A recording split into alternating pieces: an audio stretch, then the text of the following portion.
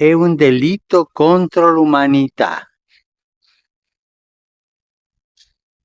Il fatto di trovarci qui per unire i nostri sforzi significa che vogliamo che le strategie e le competenze siano accompagnate e rafforzate dalla compassione evangelica, dalla prossimità agli uomini e alle donne che sono vittime di questo crimine.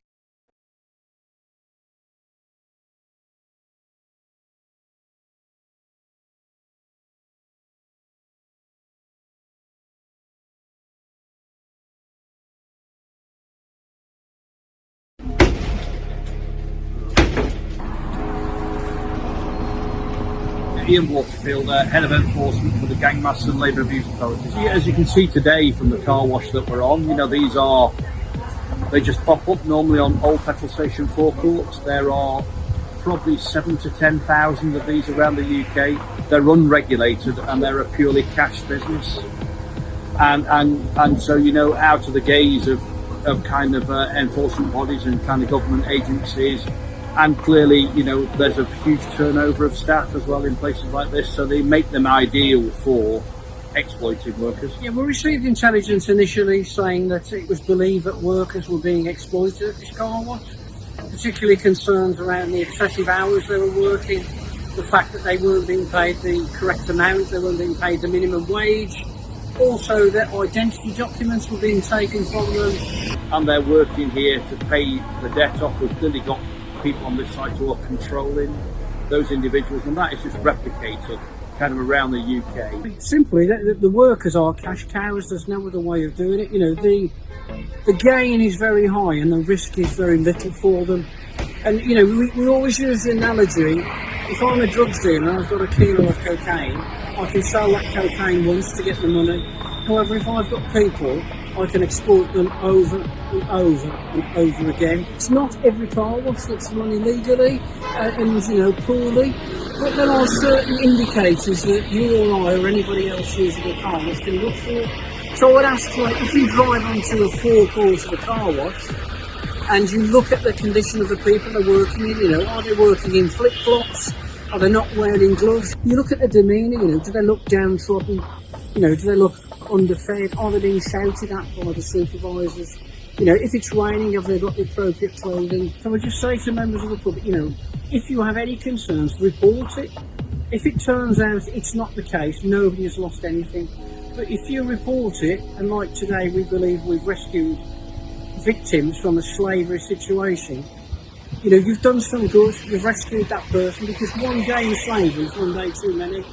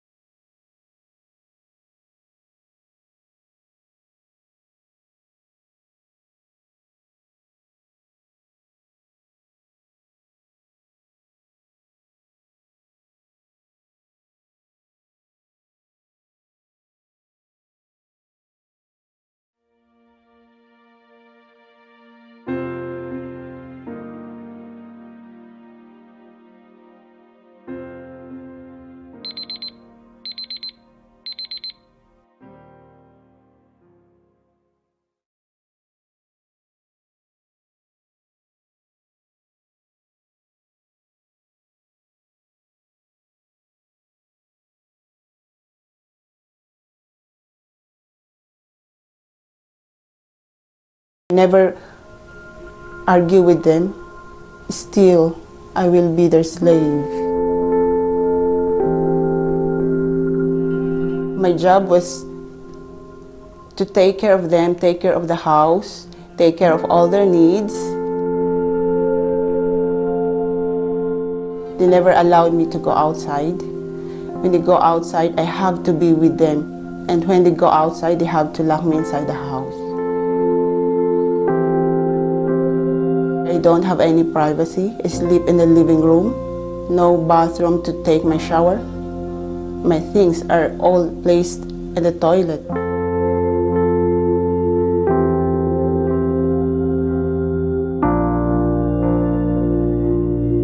Every day, 24 hours on call, no day off, no freedom.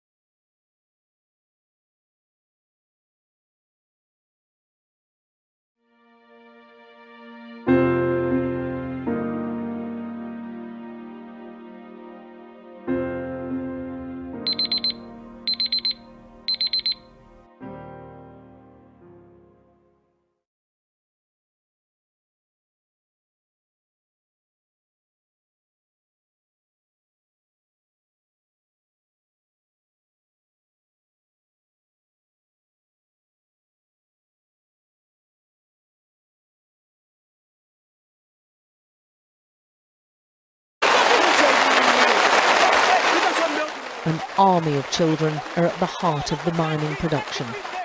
Wearing no shoes and in the most wretched conditions, Dorsan is ordered to retrieve the sack he's forgotten.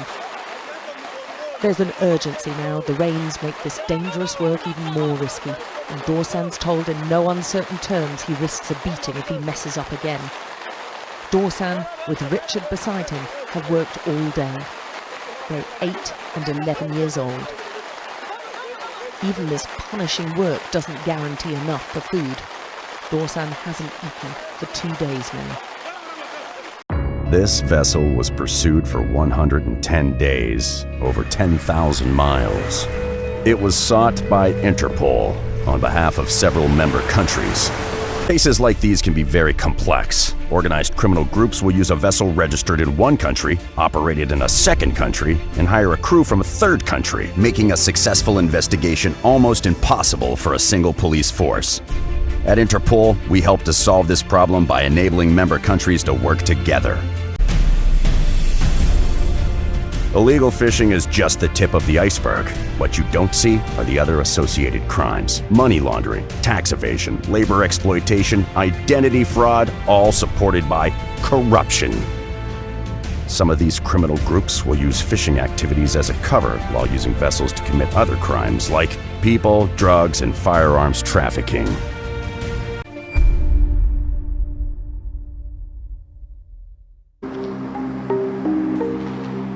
Every morning, it's the same ritual.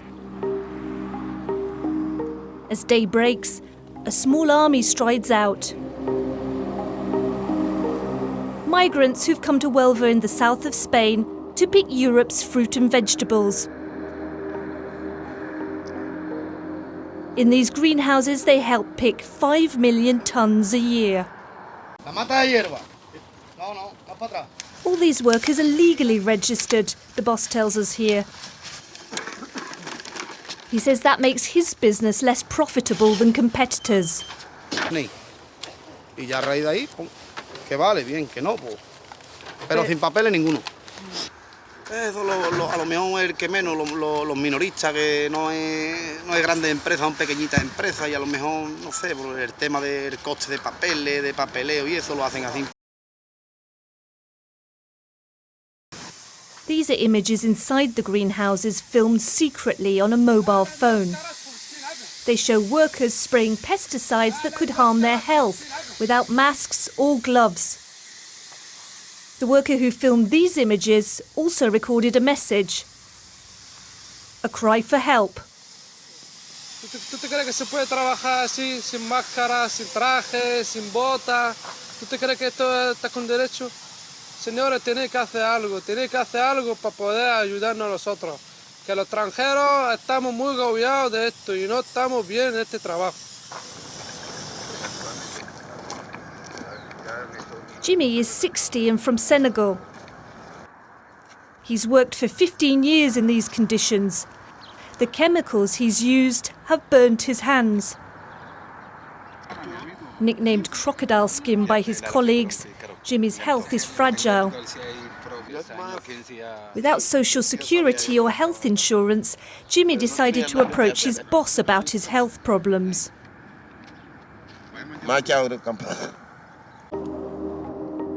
On the other side of the Mediterranean, in Italy, fruits also have a bitter taste. Every year, more than 400,000 migrants are employed as pickers. In Calabria, in the south of the peninsula, the citrus season has just begun. After 10 hours of hard work, these men come back with 20 euros in their pocket. A tiny salary after a long and dangerous trip to reach Europe. To try to tackle the problem, the Italian state is carrying out more checks on the conditions of workers. On the road, we come across trucks transporting migrants to the fields.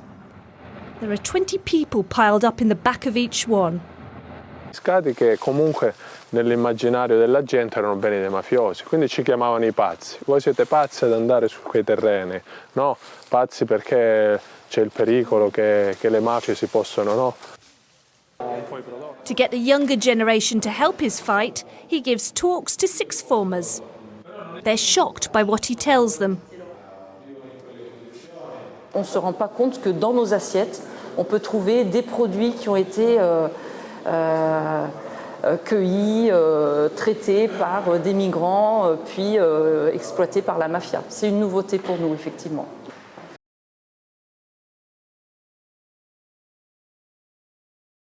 They were lured here from Poland with the promise of a better life, but that promise was soon brutally broken. Like the other vulnerable victims, he was told he'd be given work and a new start, but was soon trapped in a tiny house with 11 others. Forced to wash in a canal because he didn't have access to water. These are conditions that you wouldn't want to keep your dog in, let alone another human being. So there's a lot of isolation of these people who, after all, had lived their whole lives in Poland. Most of them didn't speak any English. Ale ja tylko pamiętam do kanału La Manche. Potem już pamiętam, jak już byłem w cudzysłowie zakwaterowany. Byłem Michałem. Chociaż przeszłem to, co przeszłem przez te 5 lat, ale już o tym zapomniałem. Z tą moją ciężką chorobą chcę w ogóle o nim nie myśleć. Chcę się tylko otaczać miłością, dobrem.